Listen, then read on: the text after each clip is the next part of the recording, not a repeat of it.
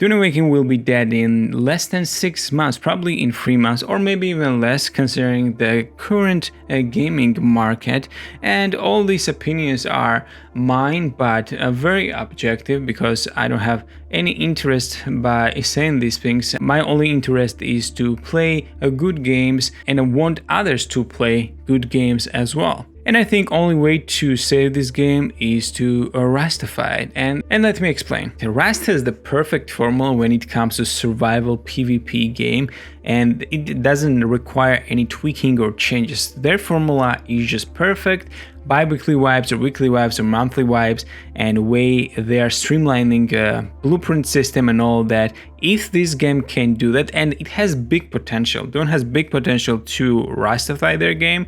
They have not very complicated maps, so they can randomly generate a bunch of maps monthly, and they just have to streamline weapon acquisition and still add actually much better monuments and points of interest like shipwrecks. But these shipwrecks are big visually from outside, but actually they are super tiny inside, and they contain only 3 boxes, 3 loot boxes. So they need to rustify this game ASAP, otherwise it's gonna be absolutely that, because this game doesn't have enough PvE content, it doesn't have dungeons, boss fights, it doesn't have any actual territory control end game for PvE. Story is very weak, so this game has absolutely nothing, and it can have a PvP.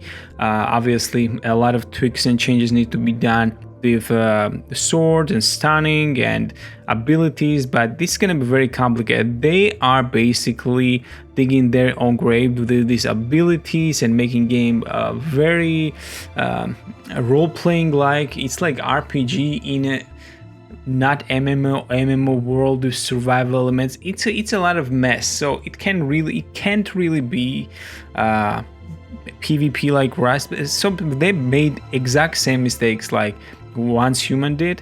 So I don't know, when you are dev and you are creating this type of game and you can see what type of games people like Valheim or Rust or other survival games, and you are creating these type of things and you call it MMO, I don't know what you're thinking about. But in my opinion, this game will be dead in 3 months.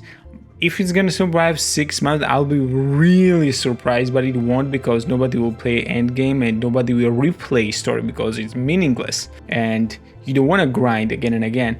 So actually I was watching Shroud streams for the last 2 weeks, and he's in endgame for more than a week, probably 10 days, and I have to say that was most boring content of all time. That's just pick of the most boring content of all time gameplay wise, because Dune has nothing to offer for endgame, and that is it. And plus Shroud has a lot of opinions, the things that he likes, and he's the guy who will move on to another game like a previous game never even happened, and we all saw what happened with his game. Nobody played, so his opinions are really meaningless in this situation. But he has authority, so those who listen to him and they listen to him and the game will lose. So that's kind of lose-lose situation for devs right now.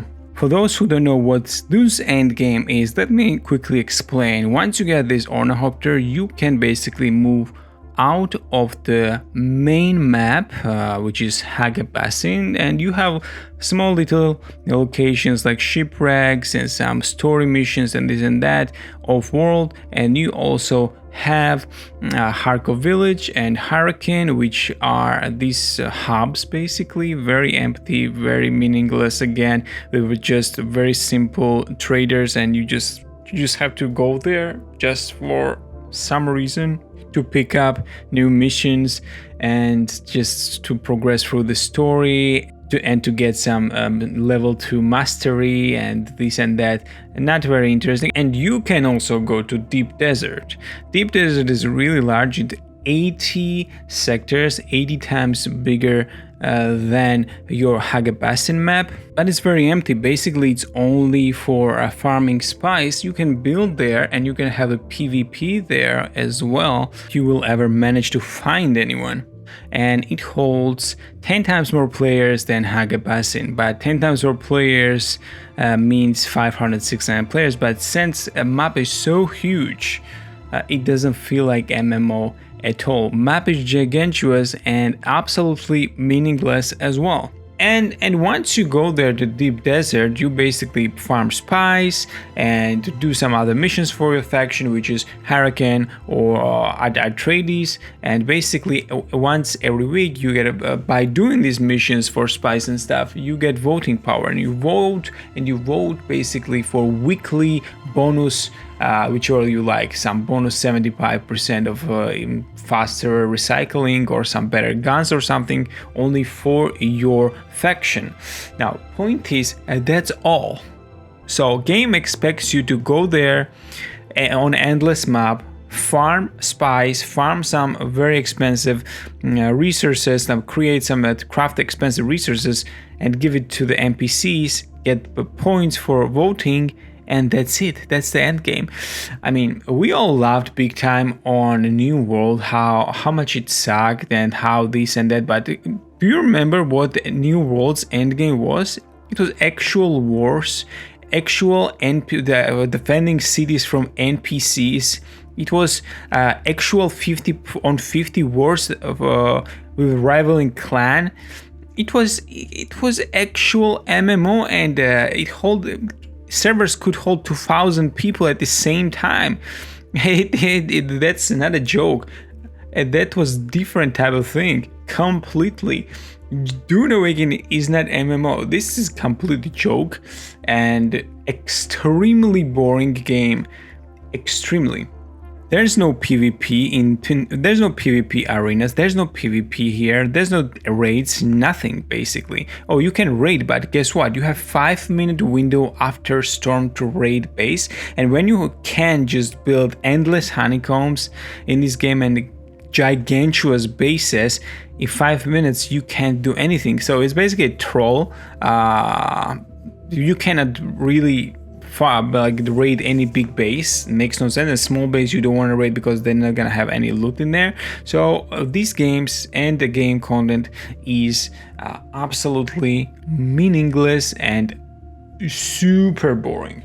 And if you're gonna say, oh, I don't want to maybe do PvP, even if it's PvE, like I said, if it was 4 times larger, maybe yes. If it had a dungeons, if it had a boss fights, if it had a better combat mechanics, maybe yes. But once you get this ornithopter, basically games become so easy. You can just go on 500 meters, glide, and you will be on the other side of the map. So then just don't use these copters, right?